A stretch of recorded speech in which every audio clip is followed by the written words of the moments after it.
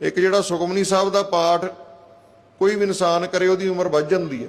ਜੋਗੀ ਜਨ 8 ਪਹਿਰ ਸਮਾਧੀ ਲਾਉਣ ਤੇ ਇੱਧਰ ਇੱਕ ਸੁਖਮਨੀ ਸਾਹਿਬ ਹੋ ਜਾਵੇ, ਉਹਨਾਂ ਤੋਂ ਜ਼ਿਆਦਾ ਕੰਮ ਕਰਦਾ।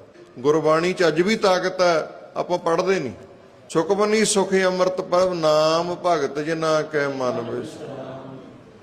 ਇੱਕ ਪਾਠ ਕਰ ਲਓ, 2 ਪਾਠ ਕਰ ਲਓ, ਕਰਨੇ ਚਾਹੀਦੇ। ਸੁਖਮਨੀ ਸਾਹਿਬ ਚ ਆਇਆ ਖੇਮ ਸ਼ਾਂਤ ਰਿੱਧ ਨਵ ਨਿੱਧ ਬੁੱਧ ਗਿਆਨ ਸਰਬ ਤੈ ਸਿੱਧ। ਖੇਮ ਕਹਿੰਦੇ ਖੁਸ਼ੀ। ਸੁਖਮਨੀ ਸਾਹਿਬ ਦੇ ਪਾਠ ਕਰਕੇ ਕੀ ਮਿਲਦੀ? ਖੁਸ਼ੀ ਮਿਲਦੀ ਆ, ਸ਼ਾਂਤੀ ਮਿਲਦੀ ਆ। ਖੇਮ ਸ਼ਾਂਤ ਰਿੱਧ ਨਵ ਨਿੱਧ, 9 ਨਿਧੀਆਂ 18 ਸਿੱਧੀਆਂ ਮਿਲਦੀਆਂ। ਬੁੱਧ ਗਿਆਨ ਸਰਬ ਤੈ ਸਿੱਧ, ਬੁੱਧੀ ਮਿਲਦੀ ਆ, ਗਿਆਨ ਮਿਲਦਾ, ਸਿੱਧੀ ਮਿਲਦੀ ਆ। ਵਿਦਿਆ ਤਪ ਯੋਗ ਪ੍ਰਭ ਧਿਆਨ, ਵਿਦਿਆ ਆ ਜਾਂਦੀ ਹੈ, ਤਪ ਮਿਲਦਾ, ਯੋਗ ਮਿਲਦਾ। ਇਹ ਜਿਹੜੀ ਤੁਕ ਹੈ ਨਾ, ਇਹਦੇ ਵਿੱਚ ਗੁਣ ਦੱਸੇ ਨੇ।